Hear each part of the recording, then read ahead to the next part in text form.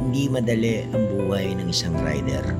Para kaming sikat ng araw na pagkaumusbong, pagkaumaga, siya rin yung pagising namin. Pagkagising, kakain, maliligo, tatrabaho. Pag-uwi namin, katulad din ng isang araw na bababa. Magpapahinga, gigising uli. Yun ang sirkulasyon ng isang rider. Pagdating namin dito, ito yung maaabutan namin. Ang mga mahal namin sa buhay, tulog na kung kami dumating. Pero kaya namin ilagay ang lahat ng yan. Dahil sa kami ay nagmamahal at gusto namin punan lahat ng pagkukulang. O gusto namin patunayan na nagmamahal kami